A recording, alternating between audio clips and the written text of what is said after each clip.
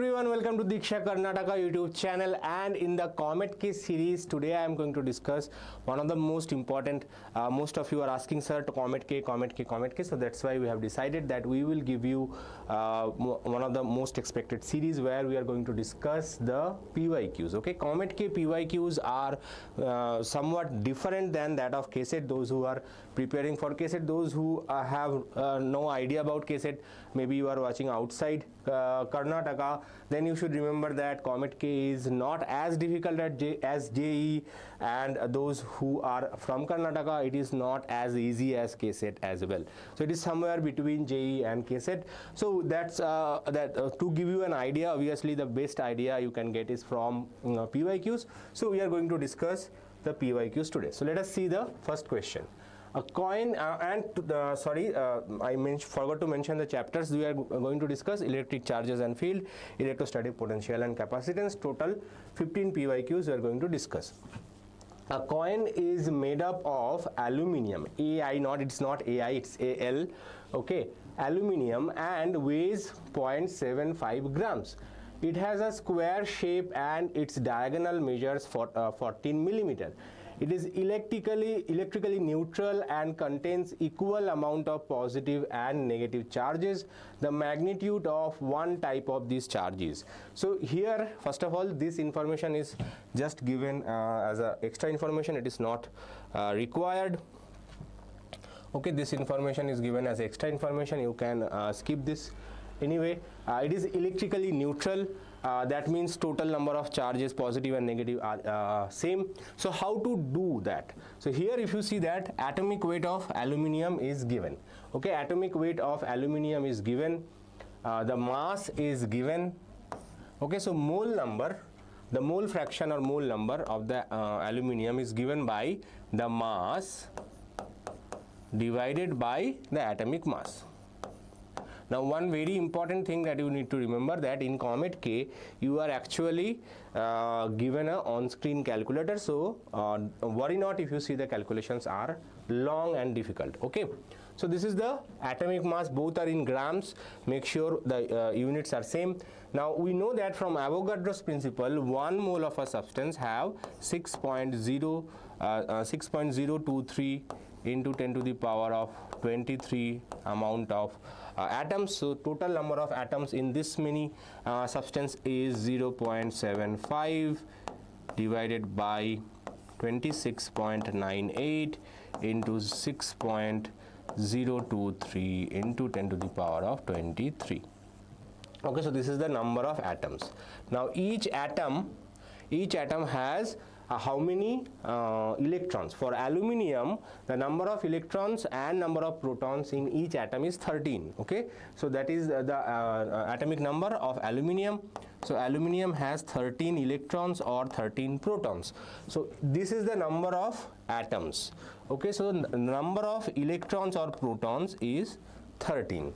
Okay, and from here also we can say that each atom has 13 electrons, and the charge of one electron is 1.6 into 10 to the power of minus 19. Okay, now you can approximately cancel this one, okay, by 2. Why? Because 26, 27, very close. Because I do not use calculators in my class, so that's why I try to keep it that way, but don't worry, you will be getting a on-screen calculator.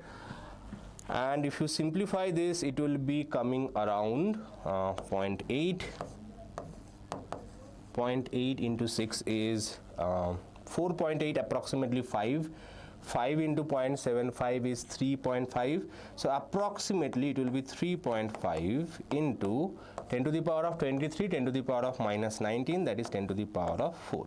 So correct answer will be 3.47 into 10 to the power of 4 coulomb.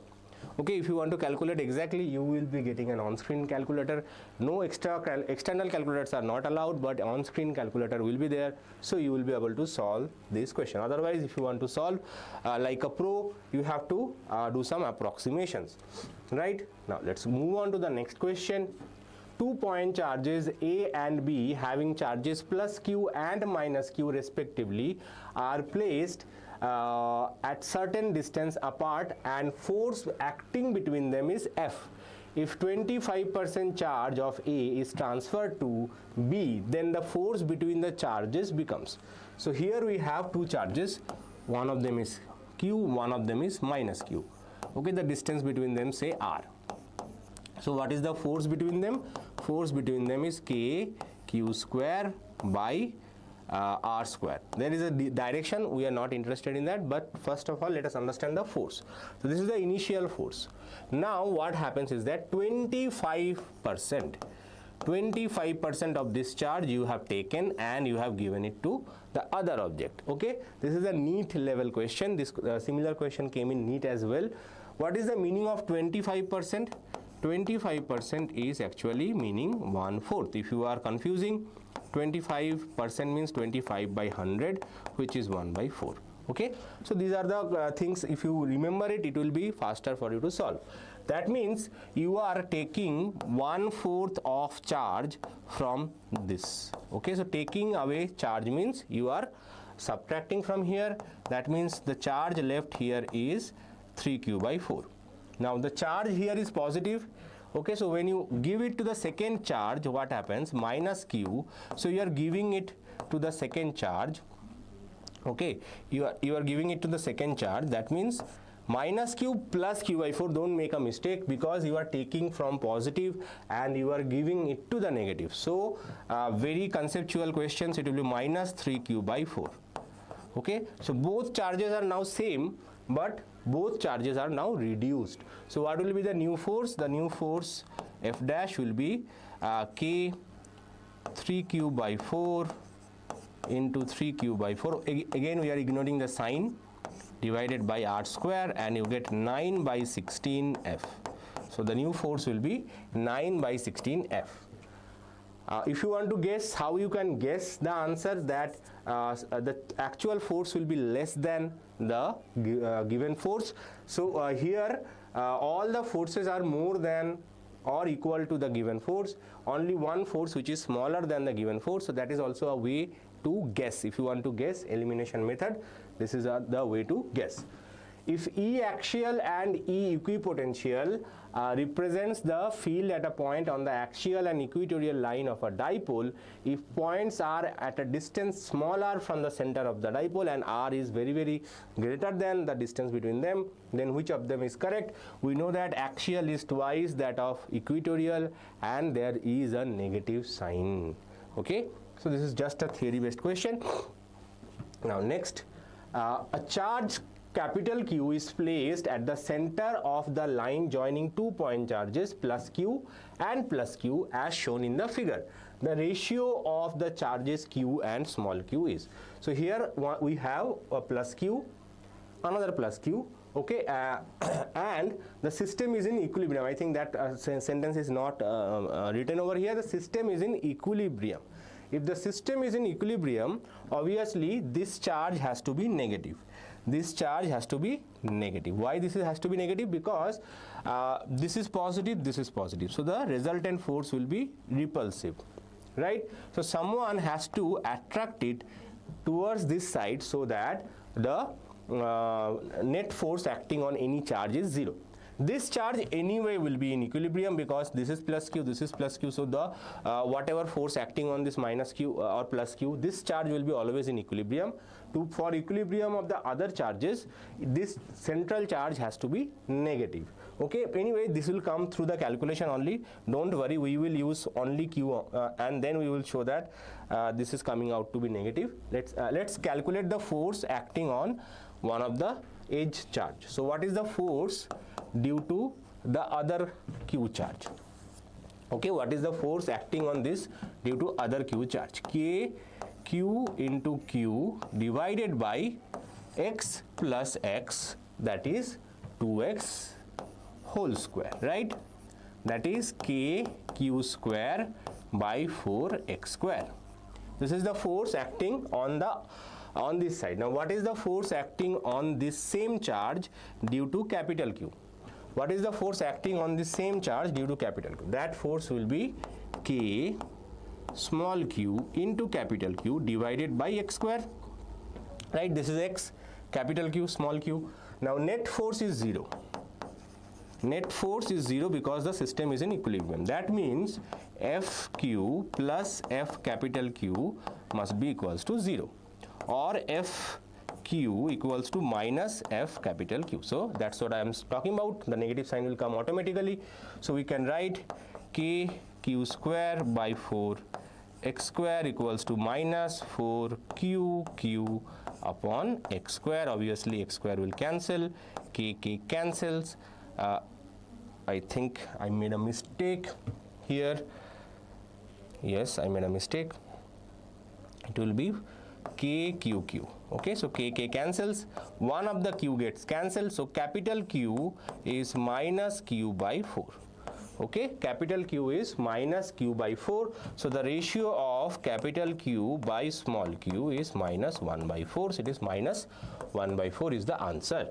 Remember, any question always follow the order. In case of ratio based question, you have to follow the order. Here capital Q and small q. So that's why capital Q divided by small q. Now let's move on to the next question. The electric field in a region is given by E equals to A upon x cube I cap, B into y j cap, C into z square k cap. The SI unit of A, B, C, R. So now electric field, this is a units and dimension based question actually.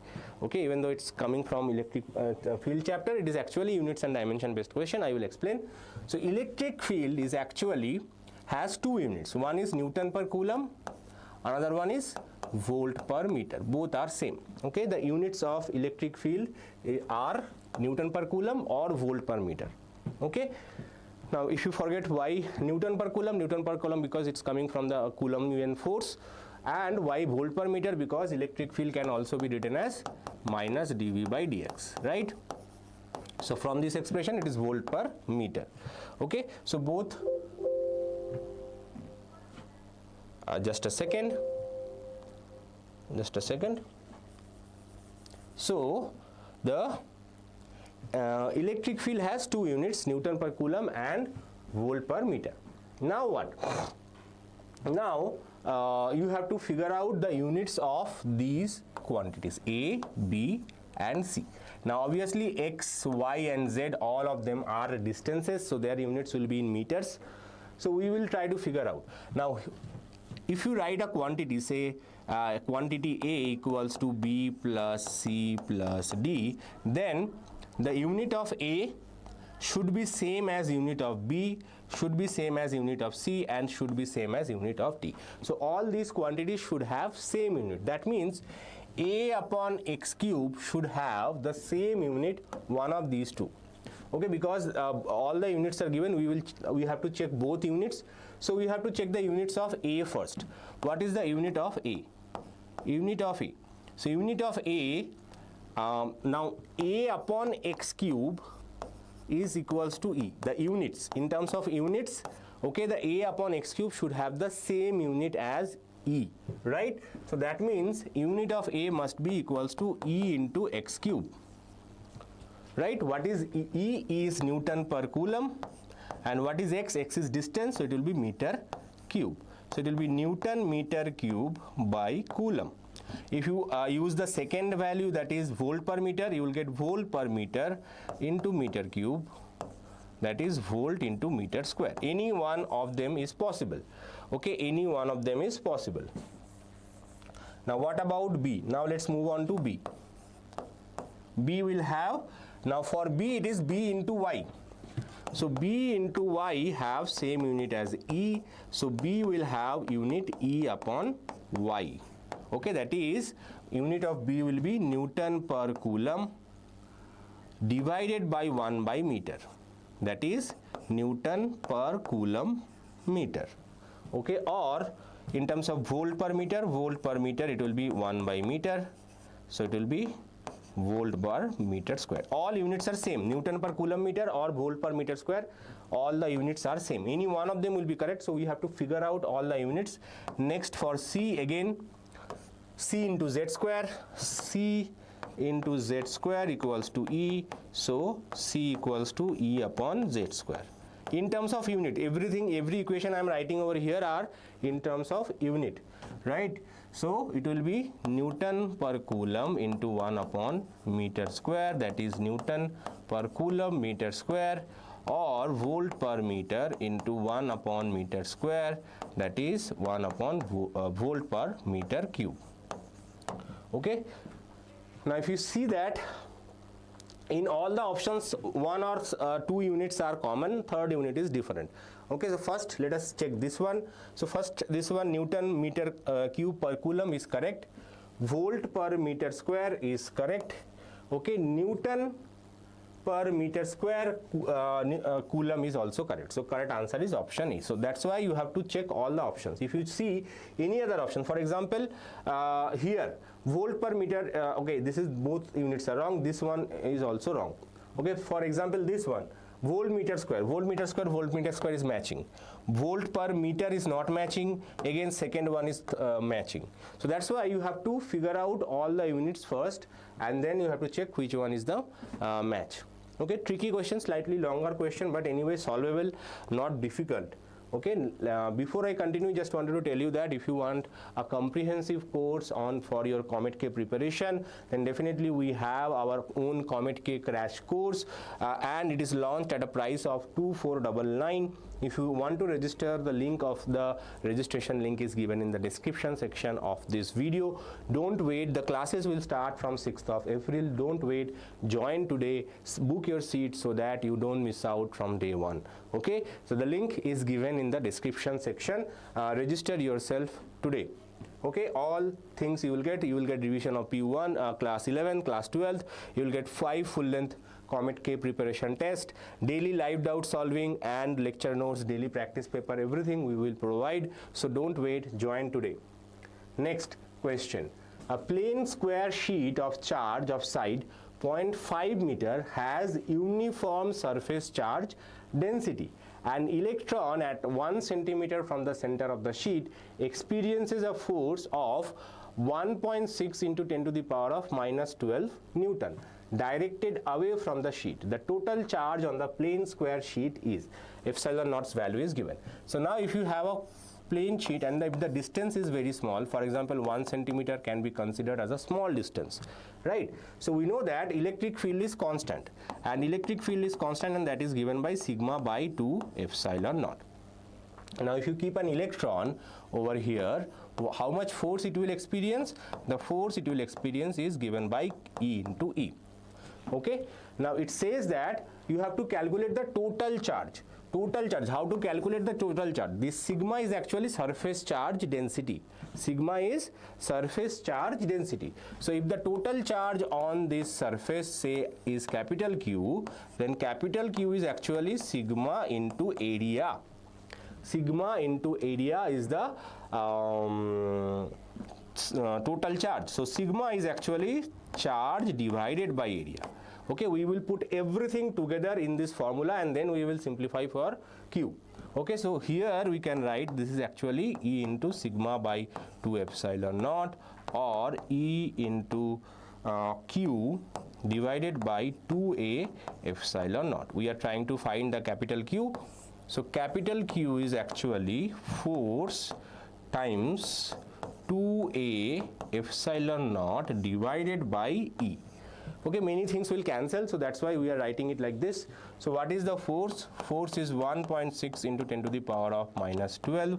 What is A? A is, if you see that this is a square sheet of 0.5 meter, so its area will be 0.5 into 0.5, and epsilon naught's value is 8.854 into 10 to the power of minus 12 divided by charge, that is 1.6 into 10 to the power of minus 19. So 1.6 cancels. So remaining is just a simplification.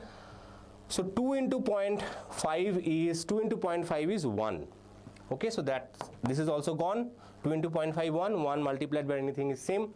8.854 into 0.5 is 4.427. Okay, just half. 8 0.854 into 0.5 is basically half of 8.854, which is 4.427. Okay, now we have to calculate the 10 to the power value. Okay, 10 to the power of minus 12, that is minus 24, and there is a minus 19 in division, so it will be plus 19, so it will be 4.427 into 10 to the power of minus 5, or 44.27 microcoulomb. So correct answer is minus 44.27 microcoulomb. Sir, after solving everything, why you are writing minus? Because if you read that the electron is experiencing a repulsive force, that means charge on this is negative. Okay, this you have to be careful. Now here correct answer is only given in negative sign, that's why it is, you are safe even if you make mistake. But if the correct value is also given in positive form, then you have to make sure that you are doing it correctly, because you have to take care of repulsive force or attractive force. If it is attractive force, charges are opposite. If the repulsive force, electron by default is a negative charge, so that's why the charge will be negative in nature. Now next question. A metallic solid sphere is placed in uniform electric field. Which path the line of force follows? So line of force, actually always remember that it is tangential. Line of force is always tangential to the surface, and no field line crosses the conductor. So that means this 4 option is correct. Okay, so this is satisfied. So here these are wrong. This one is, even though inside part is correct, okay, outside it is just simply straight line, which is wrong. Okay, remember that on the surface electric field lines will always be perpendicular or normal to the surface. That means if you draw a tangent, it will be normal. So only this two charges, this line is satisfying that, and there is no electric field line inside. That means this is also correct. Okay, so correct answer is option 4. So option 4 is correct answer for this question. Okay, now let's move on to the next question.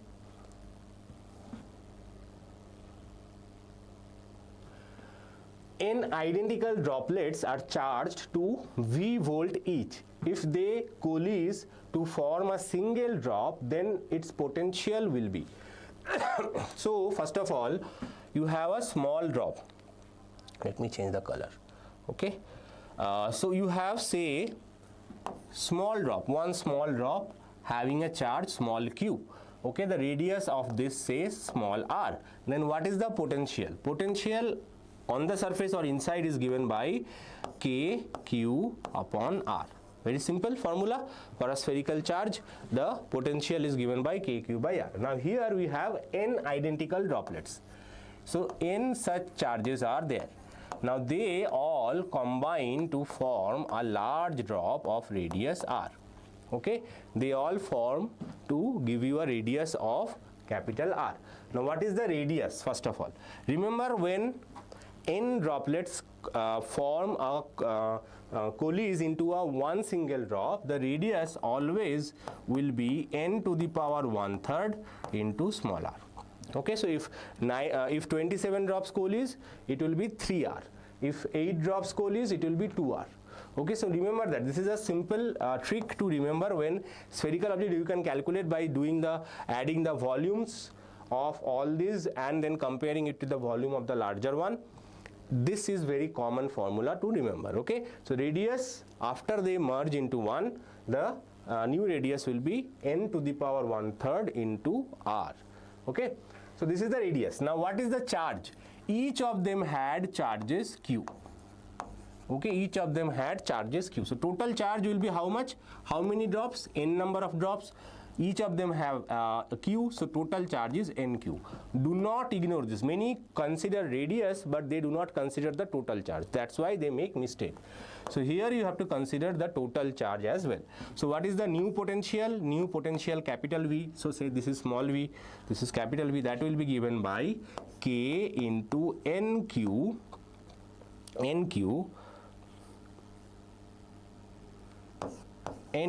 divided by capital R. Okay, there is no square. We are calculating potential, so there is no square here. So k into nq divided by n to the power 1/3 into r. So that is n to the power of 2/3 kq upon r. Now kq upon r is the small potential, so it will be n to the power of 2/3 small v. Okay, so it will be n to the power of 2/3 small v. So this is the correct answer for this question. Now let's move on to the next question.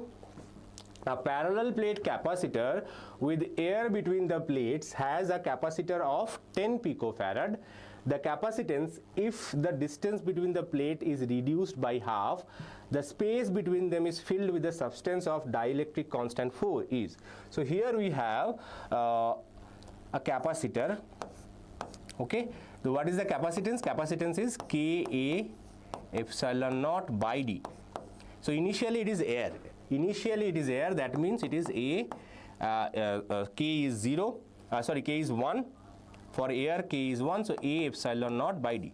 This is the initial capacitance which is given by 10 picofarad. Now what they are saying that new capacitance, when you fill the gap with a dielectric medium of 4, okay, area remains same, epsilon is constant, and you decrease the distance between them by half.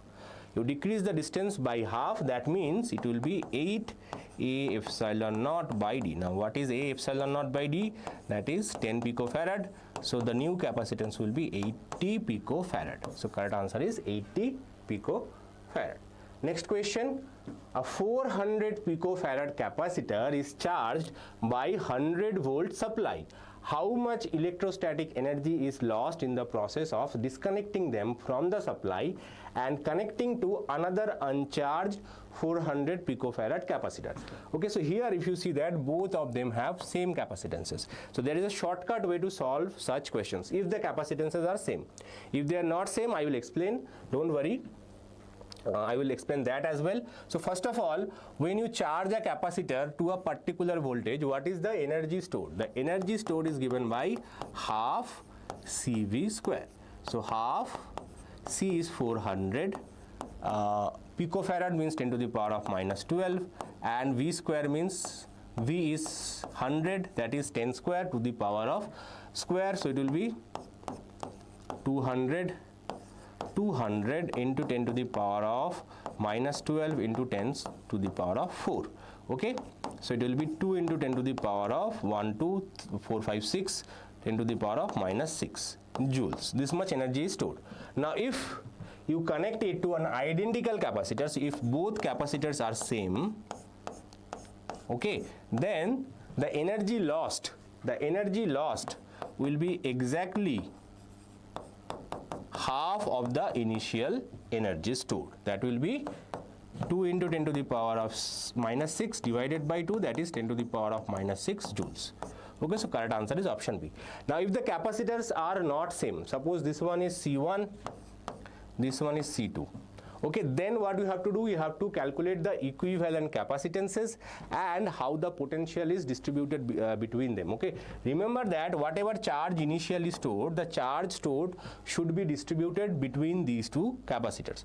What is the total charge stored? Charge Q is equal to C into V, that is 400 into 100 picocoulomb, or it will be 4 into 10 to the power of 4 into 10 to the power of minus 12, that is 4 into 10 to the power of minus 8 coulomb. Now this charge will be distributed between these two. Okay, or you can, what you can do, you can say that, okay, charge we know, this is the total charge. Find the equivalent capacitances. Equivalent capacitance means when two capacitors are connected in parallel, the equivalent capacitance is C1 plus C2. Okay, so this is C equivalent, and you can calculate the final energy by calculating half Q square by C. Okay, this is a way to calculate. Q square by C also applicable. You can apply that law over here. This is the final energy stored. This is the final energy stored. I know some of you may be struggling to understand this problem, but think it twice. This is another formula just to calculate the energy, and if you compare these two, you will again be able to calculate. But this is a shortcut method. For most of the cases, they will give you same capacitances, and same capacitance if they are giving you, then you should be able to figure it out by just calculating one energy and then dividing it by 2. Next, the capacitance of a parallel plate capacitor with air as dielectric is C. If a slab of dielectric constant K and the same thickness as the separation between the plate is introduced so as that to fill 1/4 of the capacitor as shown in the figure, then the new capacitance is. Here we had a capacitor. Okay, the total capacitance was C. So C is equals to A epsilon naught upon D. Okay, A is the total area of the plates, air capacitor initially. Now what, once you have added this dielectric medium, it is basically constituting of two different capacitors. You can consider them connected in parallel. Okay, one capacitor is this one with dielectric medium, one is with air. Okay, basically you can take them apart and connect them in parallel. So basically if you know the capacitance of this one, capacitance of this one, then the new capacitance is simply C1 plus C2. Okay, now how to calculate the capacitances? For that we will be using a very simple thing, that 1/4 of the capacitor is filled. That means what will be the area of the smaller one?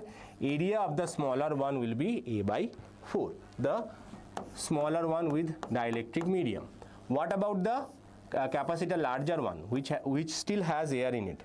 Okay, that one will be having, so that one will be having area, obviously A by 4 minus you have to do, because obviously 1/4 of them you have filled with this, so it will be 3A by 4.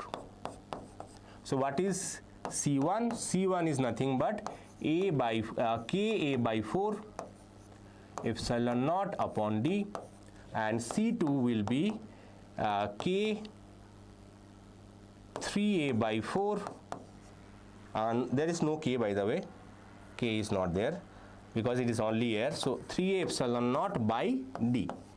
Okay, so this will be C by 4, and this will be Kc by 4, this will be 3 by 4 into C, because A epsilon naught by D is C.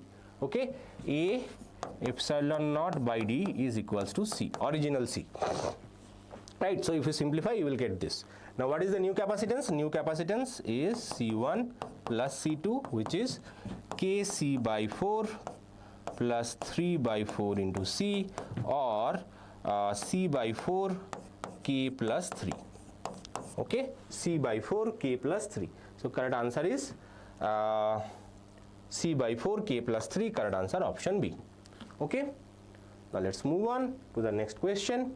Okay, before moving on to next question, if you want to practice questions only, then definitely you should consider our COMEDK test series, which is available only for 999. Register yourself. The course starts from 6th of April, so you will start getting the questions from 6th of April. So if you are really serious about COMEDK exam, but you don't want to purchase crash course, you just want to practice questions, then you will have to consider the test series, which is exclusive for COMEDK only. Okay, now let's move on to the next question. Consider the following statements about electric dipole and select the correct ones. Electric dipole moment vector P is directed from the negative charge to the positive charge. The electric field of a dipole at a point with position vector R. Which of the statements are correct? Let's see. Electric dipole moment vector P is directed from negative charge to the positive charge. This is a correct statement. The electric field of a dipole at a point with position vector R depends on R as well as the angle between R and P. So electric field depends on the angle as well as how it is oriented, right? Electric potential along the axis is different than that on the equatorial plane because of the angle changes. The electric dipole potential falls off as 1 by r square and not as 1 by r. Electric dipole potential is proportional to 1 by r square. Obviously not normally for charges it is 1 by r, so this is also correct. In uniform electric field, the dipole experiences no net force but a torque of P cross E. This is also a correct statement. So all 4 are correct statement. So all of the 4 are correct statement. Okay, now next, when a potential difference of 10 to the power of 3 volt is applied between A and B, a charge of 0.75 millicoulomb is stored in the system of the capacitors as shown. The value of C in microfarad. So this is unknown capacitor, but the when you apply the potential, the charge stored is 0.75 millicoulomb. So how to solve this? First step is to calculate the equivalent capacitances. Okay, you have to calculate equivalent capacitances. Now there is a shortcut trick that if two equal capacitors are connected in series, their equivalent capacitance is just half.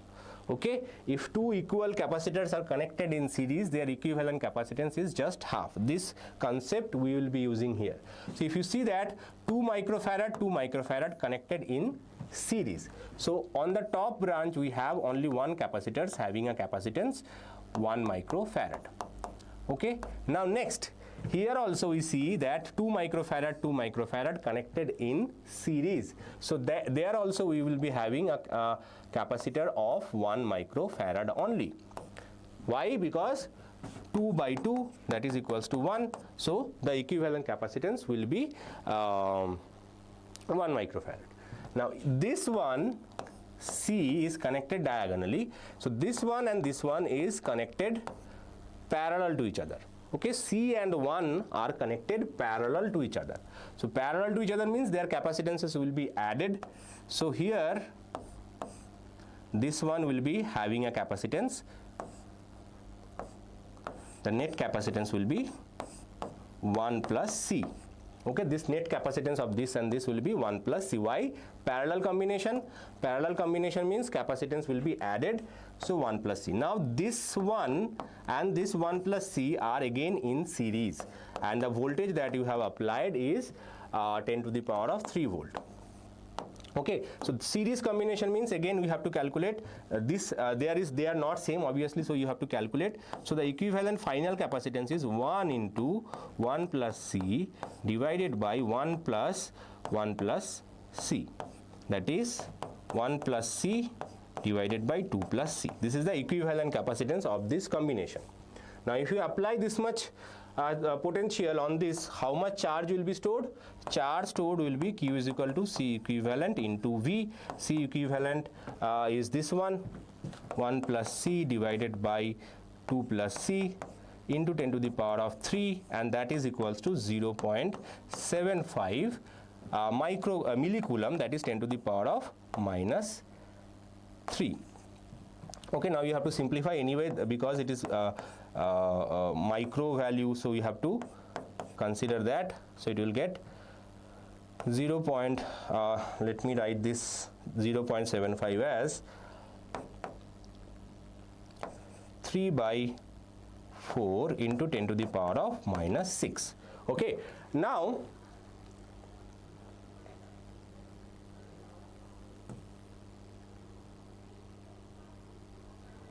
let's continue. So 1 plus C by 2 plus C equals to 3 by 4 microfarad. So that's why we are avoiding the 10 to the power of 6 from now on. Our result will be in microfarads.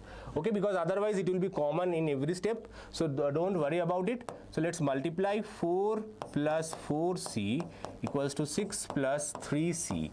Okay, or 4C minus 3C equals to 6 minus 4, that is C equals to 2 microfarad. Okay, 10 to the power of minus 6 we have taken common and we made it as microfarad. Okay, that's why we have ignored it. Okay, so correct answer is 2 microfarad. Okay, so this is a shortcut trick. Now next, 2 point charges A is equal to plus 3 nanocoulomb and B is equal to plus 1 nanocoulomb are placed 5 centimeter apart in air. The work done to move the charge B towards A by 1 centimeter. This is same as your NCERT problem. So what is the initial potential energy of the system of charges? K Q1 Q2 upon R. Okay, so initial potential energy is K Q1 Q2 by R. K is 9 into 10 to the power of 9. Q1 is 3 into 10 to the power of minus 9 and B is 1 into 10 to the power of minus 9 divided by initial distance was 5 centimeter, so 10 to the power of minus 2. So this is the initial potential energy of the system. So if you simplify, you will get this as 27 by 5 into 10 to the power of minus 7 joules. This is the initial potential energy. What is the final potential energy? How to calculate? Everything will be same. Only thing that will change is this 5 will change to 4. Why? Because you have bring the charges 1 centimeter closer. So you don't need to calculate actually anything. You can simply write the final potential energy will be 27 by 4 into 10 to the power of minus 7 joules. Okay, so because the distance only changed to 4 centimeter, just 5 change it to 4. So what is the difference in energy? Difference in energy is UF minus UI, that is 27 into 10 to the power of minus 7 is common, 1 by 5 minus 1 by 4, that is 1 by 20. So 27 by 20 into 10 to the power of minus 7, so it will be 1 point some value. Okay, it will be 1 point some value, so which is close to 1.35. You can check that out, 1.35 into 10 to the power of minus 7. Okay, so it will be 1.35. Okay, last question. The potential energy is associated with 4 orientations of an electric dipole in an electric field are given this, where U0 is positive. Rank the orientations according to the angle between the electric dipole moment and the electric field greatest first. Okay, so angle, according to the angle you have to orient them. Now we know that potential energy in a dipole is given by minus PE cos theta. Okay, so more negative it is, smaller is the angle. Okay, because cos theta, cos 0 is 1, cos 0 is 1, and as you are increasing the value of theta, it is slowly going towards 0 and then towards negative value. So negative means higher the negative, smaller the angle. So this one has the smallest angle. Okay, this one has the smallest angle. Similarly, more positive it is, it will have the highest angle, because cos 180 degree is positive. Cos 180 degree is minus 1. Cos 180 degree is minus 1. That means the potential energy is positive. So on the second quadrant, as you go beyond 90 degree, the cos theta becomes negative, so potential energy becomes positive. So that is more than 90 degrees. So highest angle will be this one. This one will have highest angle, this one will have lowest angle. This one will be second highest, this is highest first, this will be second, this will be third, this will be last, that is fourth. Okay, so 4, 3, 1, 2. 4, 3, 1, 2, that is option C is correct. Okay, make sure, calm your head. There are some questions which will be easy in COMEDK exam as well. You have to take care of that, and you have to make sure that you don't make any mistake on the questions which are actually correct, easy. Right? So I hope this helps you to understand the question paper pattern. We will be coming back with more questions very soon.